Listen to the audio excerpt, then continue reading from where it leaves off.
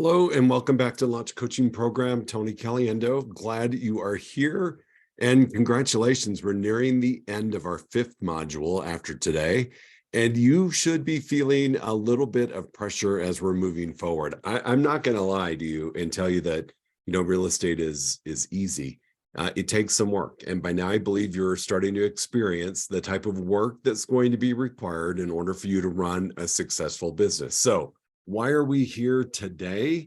We're here to take another step forward for you in building a sustainable, long-lasting business and career in the real estate industry. What we're going to do today is we're going to talk about other sources of proactive lead generation. We've talked primarily about your database, your sphere of influence, whatever you want to call it, and either one of those is fine. And we want to talk about some other sources because it's critical that you have multiple sources of proactive lead generation going on at all times in order to sustain your business, to grow your business, to have a solid pipeline of clients in the future. We're going to talk about the importance of and how to stay in touch with your database. And then lastly, we're going to talk about comparables, which is, you'll hear this term a lot in our industry. We're going to run comps. I'm going to do a CMA. That is the information you provide to clients to show them a snapshot of what's going on in the market with comparable homes to theirs, so they have a great understanding of value. So first, I want to start by talking to you about the power and importance of a touch campaign or a drip campaign. So as you set up your CRM, which remembers your client resource management system, it is what you're required to have set up and working to graduate into phase 2 of this program.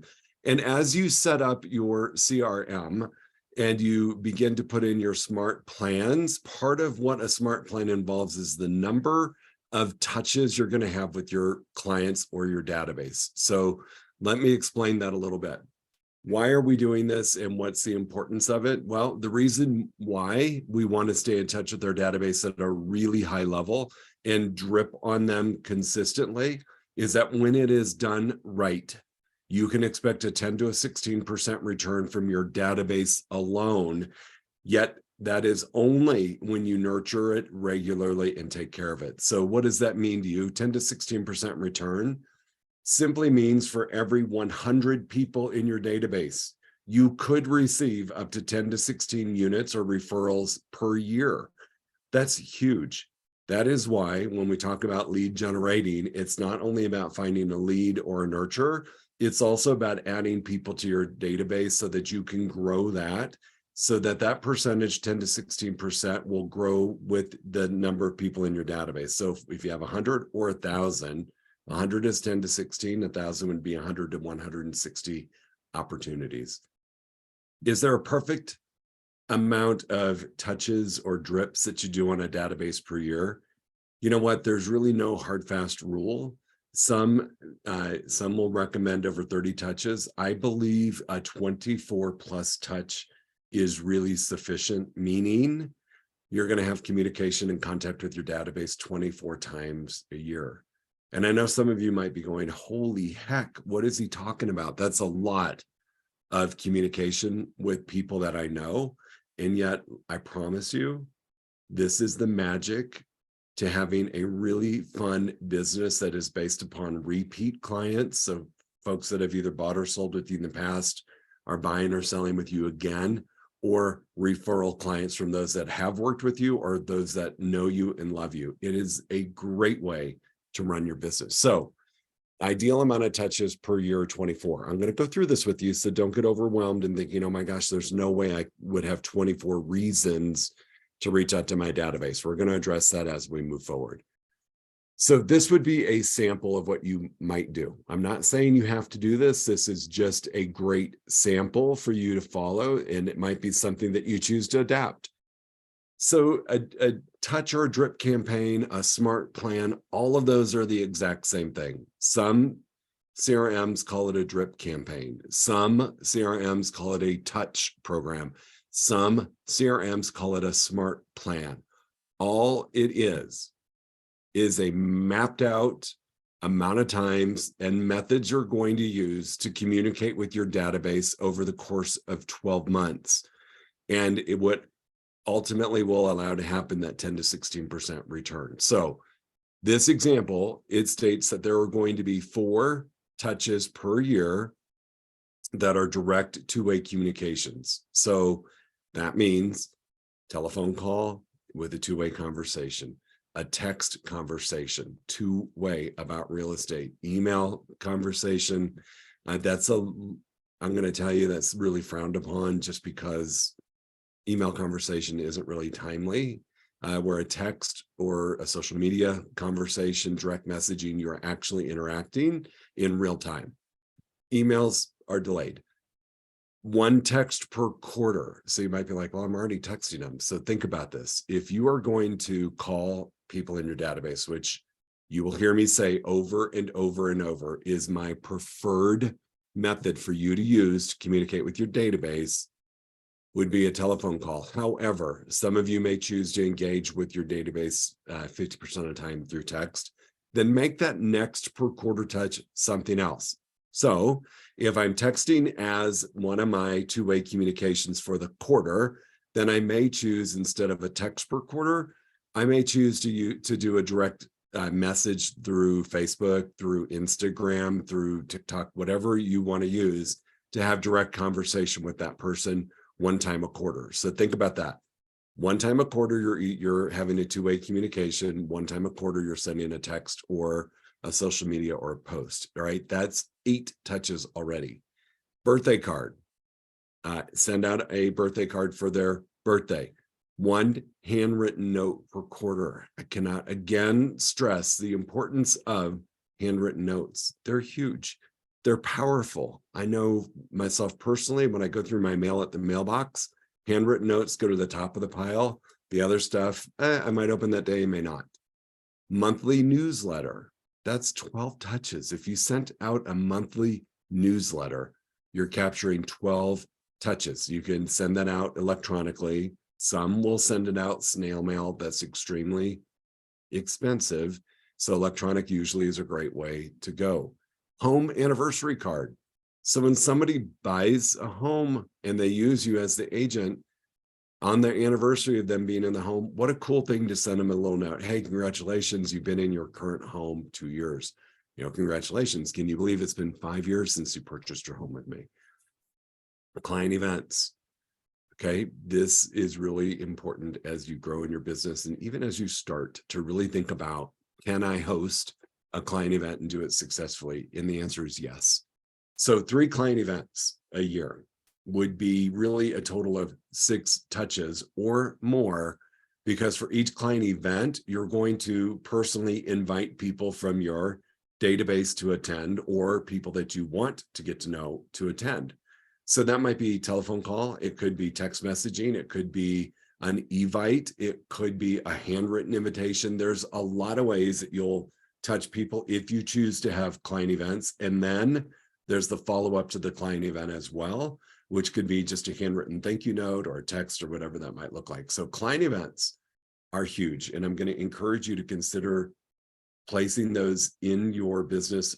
The sooner, the better. So your clients get used to that kind of personal interaction with you. And they also get to meet your other clients and form some friendships, and then they become even bigger fans of yours because you've created one thing that we all love, which is community.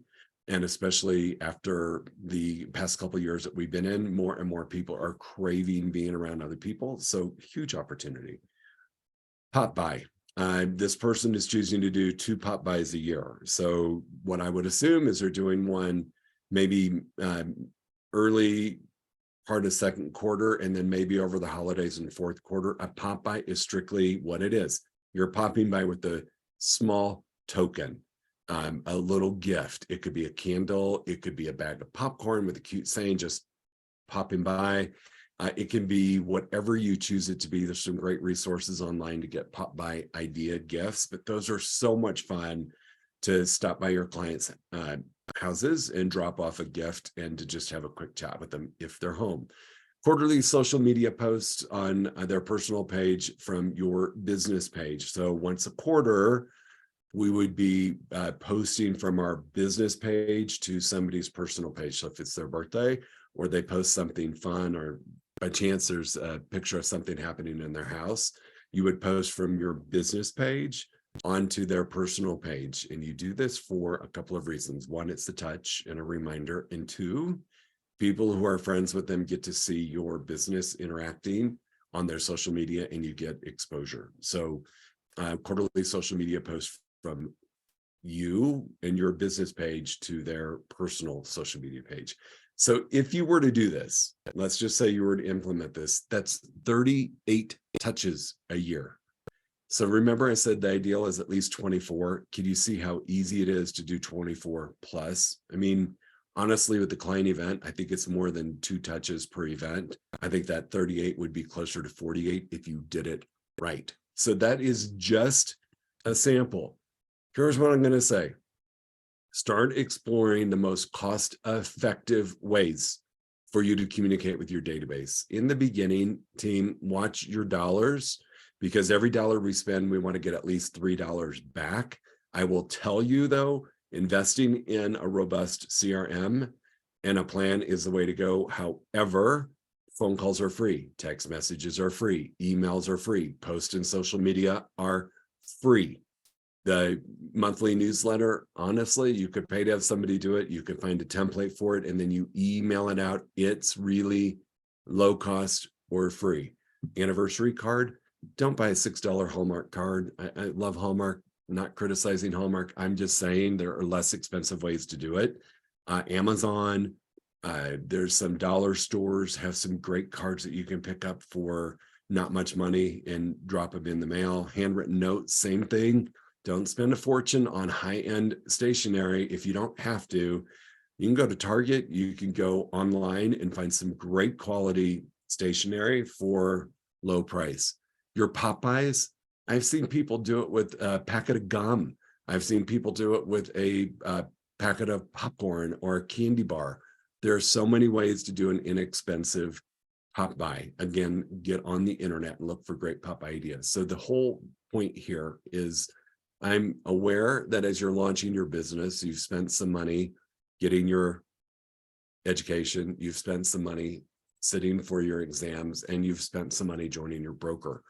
This would be a time to lean into highly effective types of touches or smart plan or drip campaign that won't cost you much money. So just be aware of that. You don't have to spend a fortune to make this super effective. Here's what I'm talking about.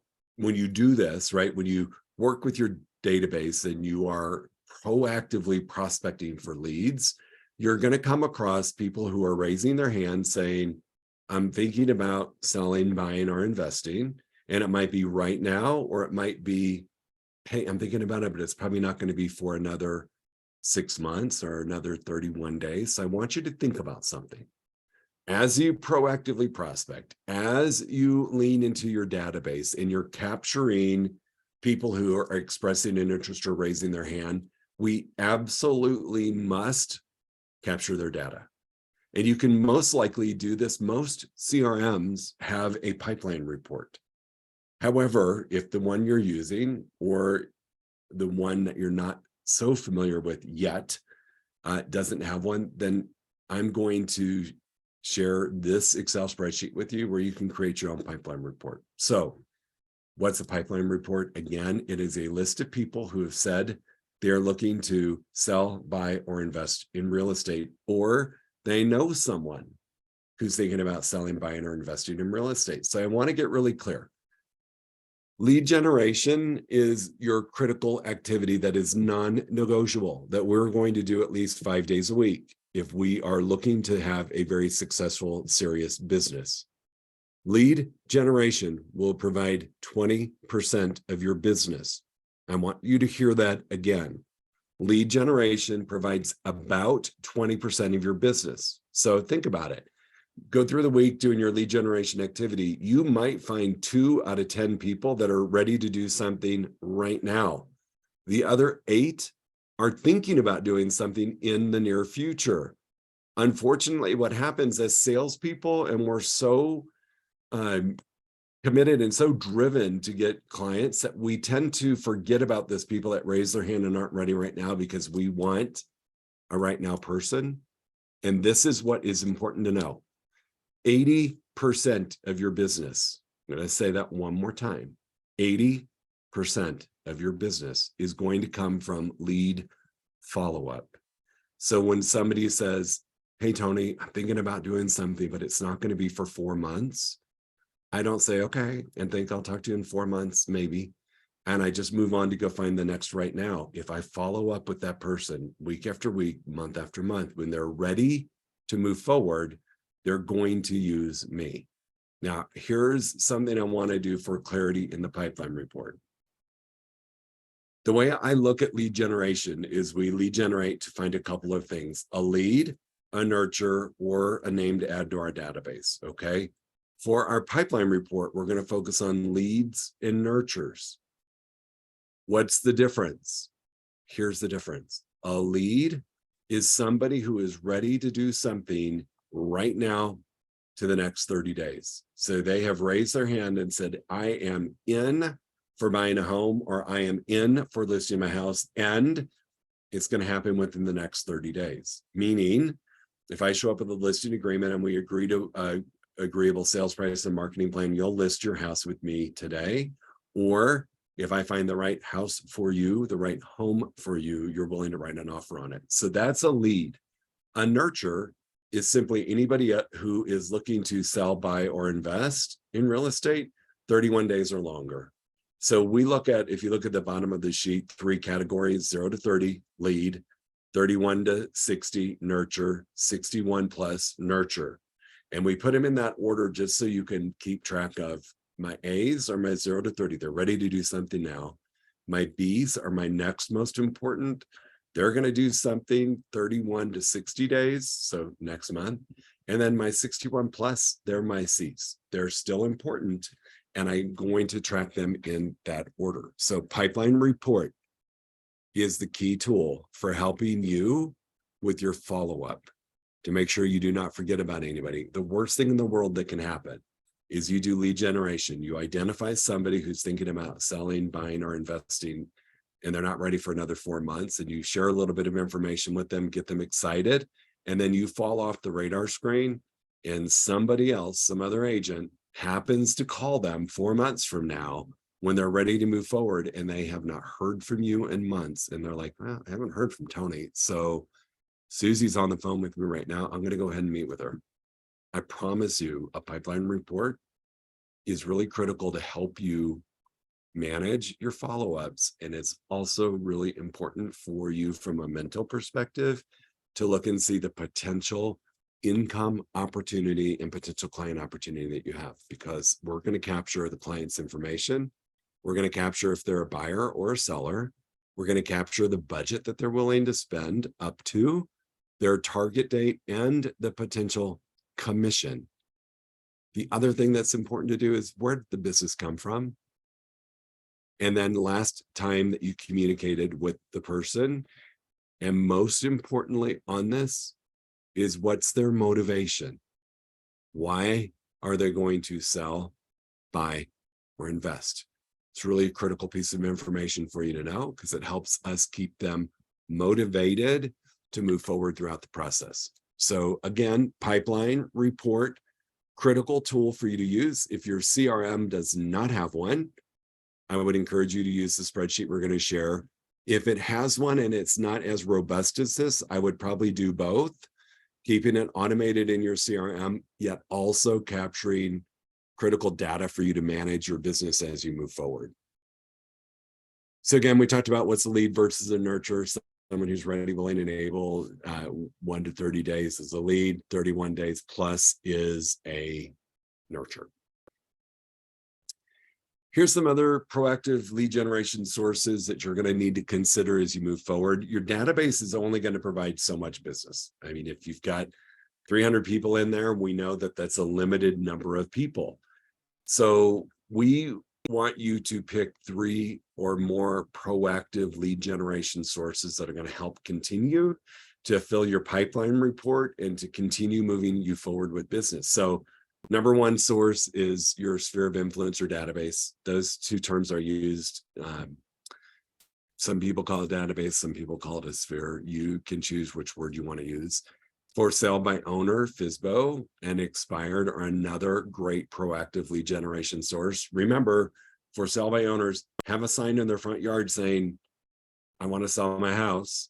The expireds had a sign in their front yard that said they wanted to sell, but for whatever reason, the house didn't sell. Open houses, another phenomenal proactive lead generation source. People are coming to you with the intention of buying, or neighbors are coming to you to explore what values are like in their area. Open houses are great. Door knocking, phenomenal way to lead generate, especially in today's environment with technology. Door knocking has really improved our return on investment of time, because majority of people who you go to their door have some type of electronic doorbell where they can communicate with you without ever having to open up their front door. So door knocking has become a great source of proactive lead generation, because you're engaging in more conversations than ever when you're knocking or ringing the doorbell. Circle prospecting is another phenomenal way. So circle prospecting, door knocking, and geofarming.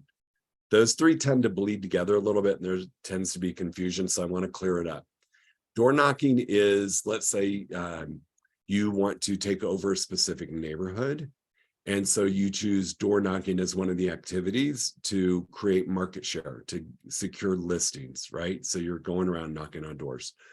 Circle prospecting is somewhat different. Let's just say I have a buyer who is looking in a specific subdivision, Harvey Oaks, and that is the only subdivision they want to live in. I will circle prospect all of Harvey Oaks to find a home for the person to purchase. Okay, that's circle prospecting. Now, can you circle prospect in your geofarm? Yes. Can you door knock as a form of circle prospecting? Yes. Geofarming would be, hey, I live in Castle Heights, all right? And I want Castle Heights to be my primary area that I work in, because after all, I live there, right? And so geofarming is I'm doing an activity in a specific area, just like a farmer farms a particular acre or plot of land. They continually farm that one parcel for their crops. It's the same thing you're going to do for business. I'm going to continually prospect Castle Heights over and over and over and geofarm that area with the intention of securing market share in that specific area. So you can door knock your geofarm. You could circle prospect in your geofarm. You could have an open house in your geofarm. I just want you to understand the difference between door knocking, circle prospecting, and geofarming. BNI, Business Networking, is another great source. It's actually a formal organization that has key businesses that get together and network to support each other. So a solid BNI might have 15 to 20 different types of businesses gathering. So you might have a real estate agent, a lawyer, a title company, a lender, a survey company, a home inspection, audiovisual, landscape architects, anything that has to do with housing, homes, or self-employed people. Join these memberships so we can start referring back to each other. So as an attorney, I find somebody who's looking to sell, buy, or invest in real estate. I go to my BNI network and okay, there's Tony, he's a realtor. I'm going to send him a referral. As an agent, I sell a house. Somebody's looking to install a powerful audiovisual equipment package. I go within my network and find somebody and refer. So BNI is a great way to get into a referral type of situation with other professionals.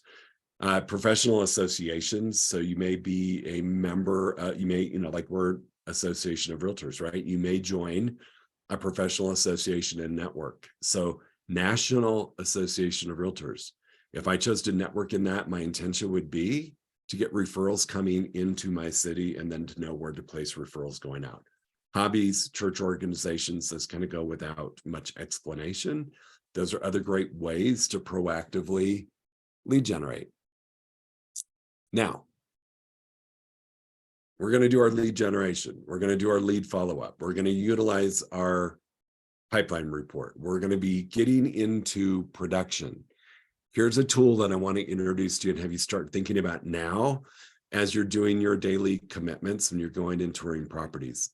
One of the critical skills for a real estate agent to master is comparables, helping somebody understand the market and where we should position either the home to be listed or the home to sell if you're representing the buyer as to what they should be paying for it. So you will hear a comparable market analysis, competitive market analysis, CMA, comps. There's all kinds of jargons that's out there. At the end of the day, this is just helping your sellers and buyers evaluate market value based upon recent sales, current activities, and current active listings in their area. Again, this is really an area that I would say we want to practice on. So if you remember a couple modules ago, when we started having you go tour homes, all right, and we asked you to get familiar with a specific area, this would be a great time for you to start practicing pricing, because it will be, and I promise you, it will be the one thing that might make you sweat a little bit when you're getting ready to go meet with a listing, or a buyer says, I'm ready to pull the trigger and write an offer. What do you think? What the value should be? When you are masterful at pulling and explaining comps, it creates a sense of confidence in your client, both buyer and seller, that you know what you're doing and you've presented them with the right information for them to make a great decision about what price they feel their home should be placed at or their house should be placed on the market. And you provided great information for the buyer to know, hey, what's current market value? What can I expect to pay given upon market conditions in other homes that have sold in the area that I'm looking for? So I want you to start in most MLS systems. There is a specific tool that will help you build out comps. I want you to practice now.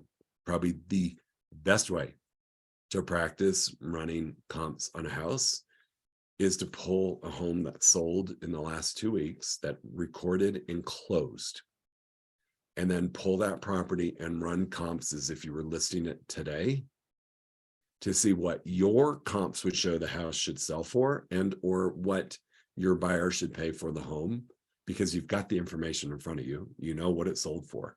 I want you to work though on how did we get there, because it's really important. So there's a lot of variables to comps: square footage, number of bedrooms, size of lot, school district, updated, original, unique, meaning somebody has really customized the home and it doesn't appeal to a wide variety of buyers, or somebody who's done a great job of updating the home that's current and on trend.